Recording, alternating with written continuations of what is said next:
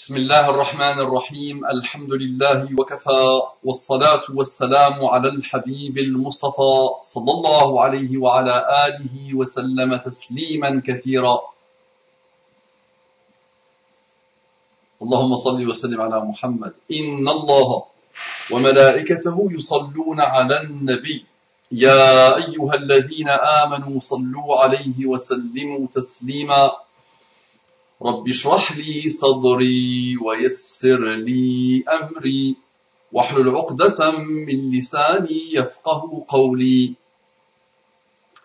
إخواني أخواتي, mes frères et sœurs, أبنائي بناتي, mes fils et mes filles, أصدقائي صديقاتي, mes amis et mes amis, أعدائي عدواتي, mes ennemis et mes ennemis, musulmans et musulmanes, quel amour en Allah. Je vous aime en Allah subhanahu wa ta'ala. Et je vous dis, apaisez-vous s'il vous plaît. Récupérez-vous s'il vous plaît. Croyez en vous s'il vous plaît. Soyez positifs s'il vous plaît. Mesurez la ni'ma d'Allah sur vous. Essayez de la mesurer, elle est inatteignable. Qu'Allah nous facilite, qu'Allah vous facilite. Assalamu alaikum wa rahmatullahi wa barakatuh. Quel engagement de paix, de miséricorde et de bénédiction. Mes frères et sœurs en humanité, ceux qui n'ont pas encore voulu ouvrir leur cœur à Allah, à la parole d'Allah, au prophète d'Allah, à l'islam, déployez-vous sincèrement. Méritez l'islam, l'islam se mérite. Je vous rappelle que j'ai beaucoup d'affection pour vous, j'ai beaucoup d'amour pour vous. Il n'est pas encore en Allah, il dépend de vous. Qu'Allah vous accorde les délices infinies de la guidée islamique. J'entends de temps en temps, et j'observe de temps en temps, et souvent ça vient des hommes, cette plainte formulée contre l'épouse qui n'est pas très expérimentée sexuellement, qui est très pudique, qui a du mal à réaliser une scène pornographique. Donc souvent j'entends ça. J'ai pratiquement, je pense, une seule fois que j'ai entendu la question venant d'une femme par rapport à la compatibilité sexuelle. Mais c'est souvent, ça vient des hommes. Donc des hommes qui reprochent à leurs femmes l'inexpérience sexuelle.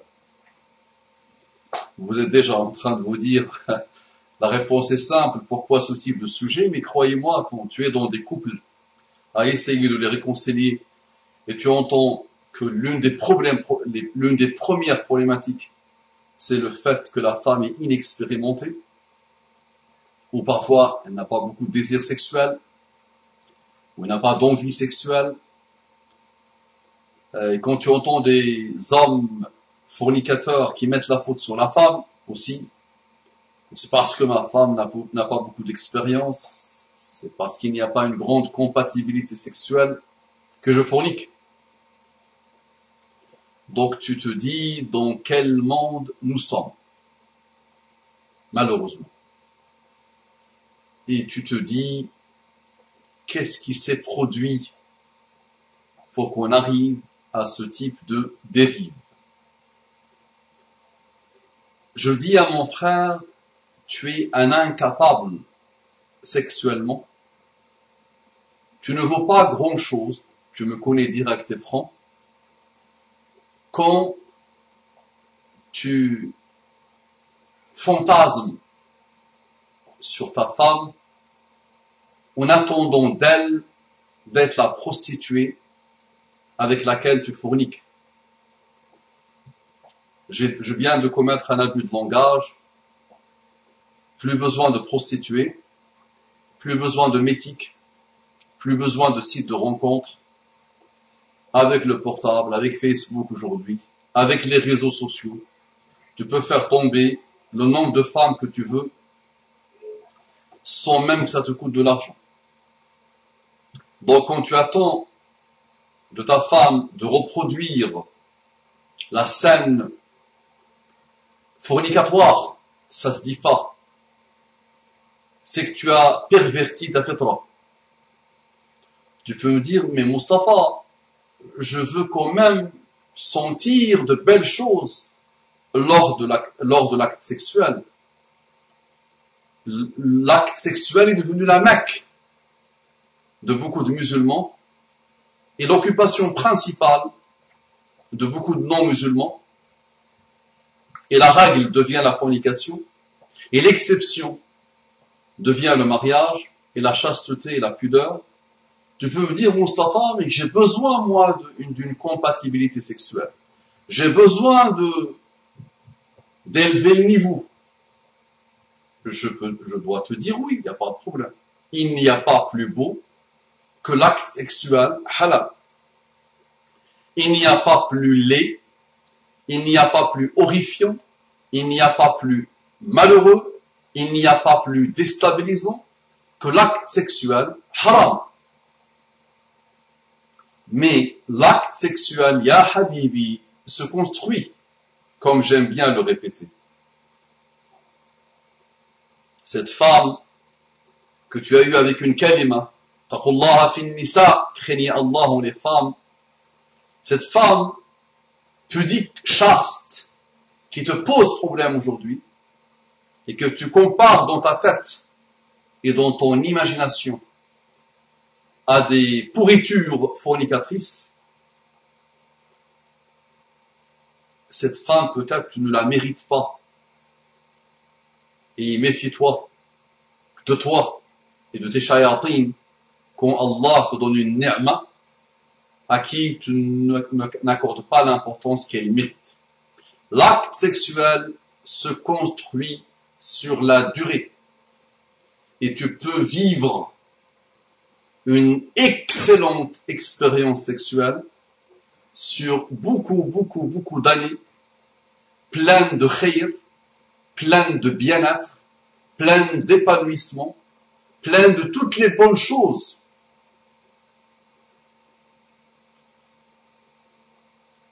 Si et seulement si tu construis ton acte sexuel en te rappelant de ce que c'est que le mariage. Malheureusement, on ne sait plus ce que c'est que le mariage. Wallahi, on ne sait plus ce que c'est que le mariage. Donc j'ai besoin de te le rappeler. Et si tu vois le mariage avec ce prisme-là, Allah mettra la baraka dans ton mariage et il te comblera dans ton acte sexuel. Et tu ne pourras pas penser aux pourritures et à la fornication. Wallahi alladhi la ilaha ghayruhu. Donc je vais me permettre de te rappeler ce que c'est que le mariage. Peut-être tu l'as oublié ou peut-être tu l'as jamais su.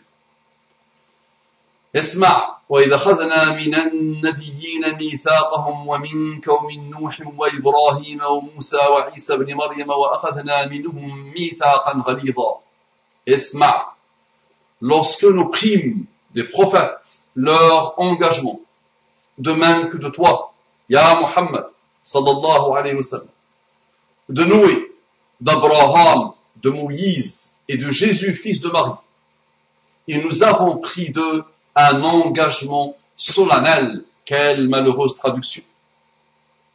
Ça se traduit parfois pacte lourd, pacte épais, deux mots. Mais Allah a choisi ces deux mots-là dans le Coran, avec lequel l'univers et tout ce qu'il contient n'est pas comparable. Donc Allah a choisi pour son lien avec ces prophètes qui ne sont pas n'importe quel prophète. Là. On parle de Ulul Azm, les grands prophètes. Allah a un lien avec eux, Allah a un engagement avec eux, Allah a pris un engagement d'eux, Allah a un pacte avec eux qui s'appelle Al-Mithaqul Ghalidh.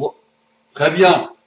Dans un autre verset, et c'est le seul endroit dans le Coran, subhanallah, où Allah parle de cette notion extraordinaire, وكيف تأخذونه وقد أفضى بعضكم إلى بعض وأخذنا منكم ميثاقا غليظا. اسمع, comment oseriez-vous le reprendre après que l'union la plus intime vous ait associé l'un à l'autre et qu'elles aient, les femmes, qu'elles aient obtenu de vous un engagement solennel, un mithaq ghalidh.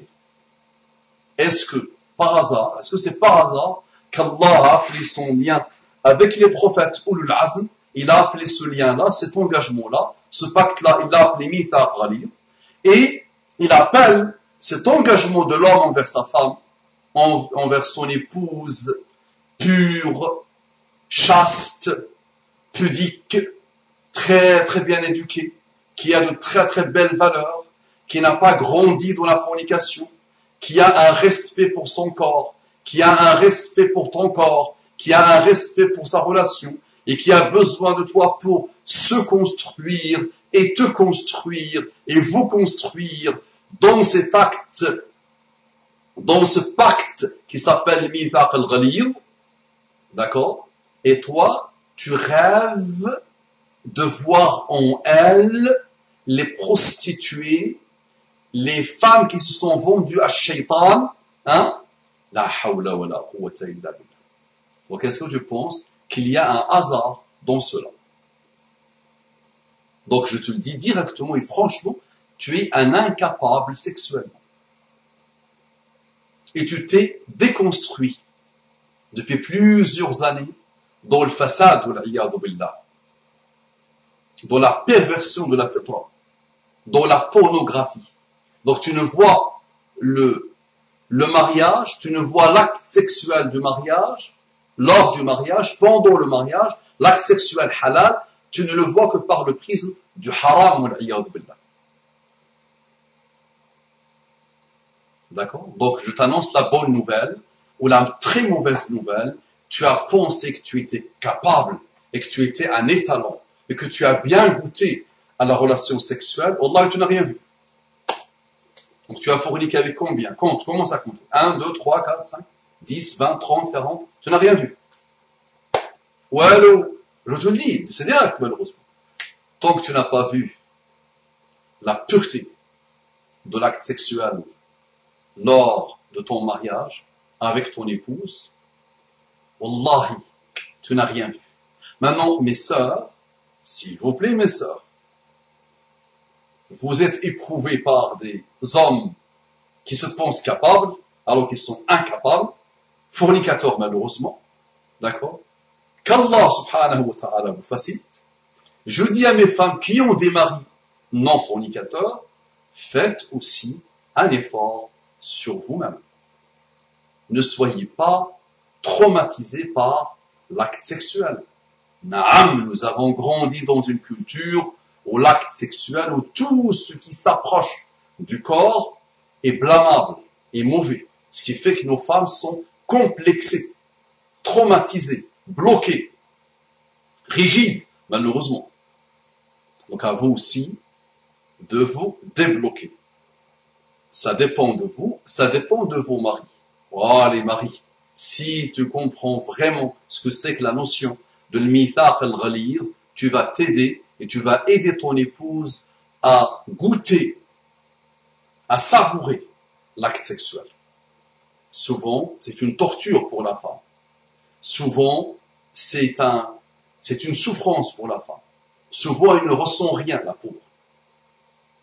Avec des maris qui ne pensent qu'à eux, qui ne pensent qu'à leur plaisir, qui ne pensent qu'à assouvir des fantasmes sataniques malheureux, souvent la femme peut avoir 10-20 ans de mariage, elle n'a rien vu, la pauvre.